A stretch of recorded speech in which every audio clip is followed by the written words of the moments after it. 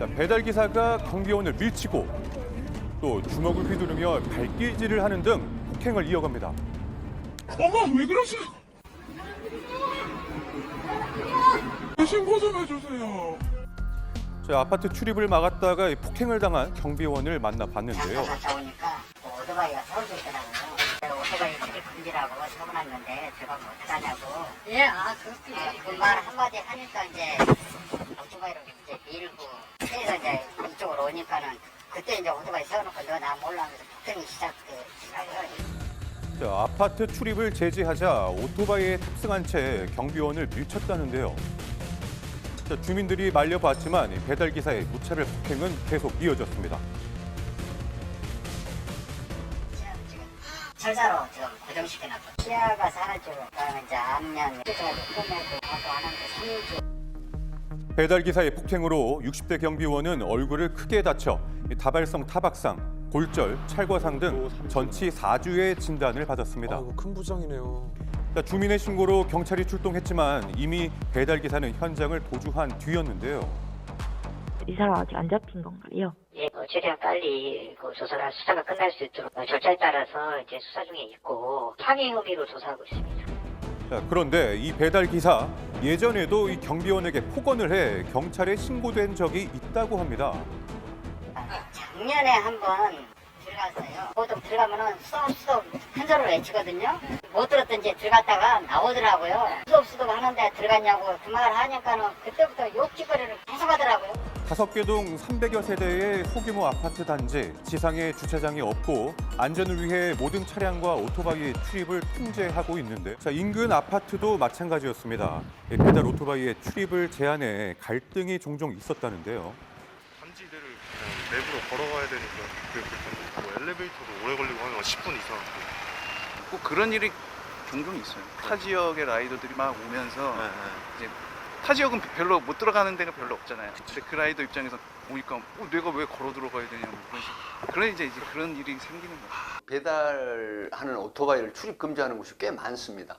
거기에서 오는 이제 스트레스 같은 게 쌓이고 본인들이 배달 일이 무시당했다라고 하는 이런 생각이 있으면서 그런 부분에 이제 제지를 당하면 굉장히 화가 나고 잠재적으로 이 어떤 분노가 내재된 상태에서 또다시 그런 제지를 당하고 간섭을 당하니까 거기에 대한 어떤 분노 충동 조절을 하지 못하는 형태가 이 발생을 한 거거든요. 네, 아파트 내 오토바이 출입을 제한하며 종종 실랑이가 있었다고 합니다. 원래 24시간 못 들어가게 하니까 안 싫은 정도 이제 내가 닥칠 일이라는 상상도 못했죠. 선뜻 나서지를 못하죠. 길거리를 가다가 오토바이가 많이 다니잖아요. 그러면 선뜻선뜻 돼가지고 몸이 움찔러지고. 사건 이후 피해자는 신경 안정제가 없이는 잠을 이루지 못할 정도로 정신적인 고통을 호소하고 있는데요. 피해자의 얼굴을 여러 차례 주먹으로 때렸고요.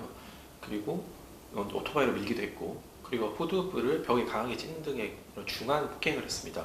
특수 폭행과 상해죄로 조사를 하고 있는 것으로 보이는데요.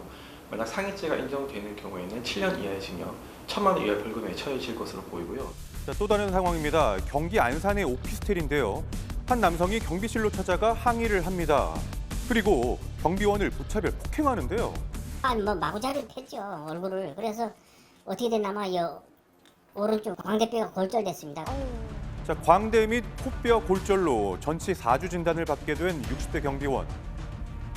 자, 그런데 사흘 뒤 남성은 주차 문제를 항의하며 관리소장도 폭행을 했습니다. 거기 거주자가 지인이 오는데 왜 스티커를 붙이냐는 약간 그런 거거든요. 그런 내용으로 해서 폭행이 있었던 거는 맞고 구속영장 신청해서 그 당시 구속이 됐었어요. 그 사람이 검찰로 보내서 그때 집행유예가 나왔어요. 자, 그리고 지난달 서울의 한 주상복합 아파트. 난동을 부리는 남성을 제지하던 60대 경비원이 또 폭행을 당했습니다. 남성은 경찰에서 술에 취해 기억이 나지 않는다고 진술을 했다는데요. 경비원이 공권력을 행사할 수가 없고 경비원과 분쟁이 있더라도 이제 공무집행방해죄로 처벌하기는 힘듭니다. 경비원의 경우에는 대부분 노령층의 인구가 많고 계약 관계가 열악하다 보니까 이런 부당한 일을 당하더라도 항의할 수 없는 경우가 많습니다.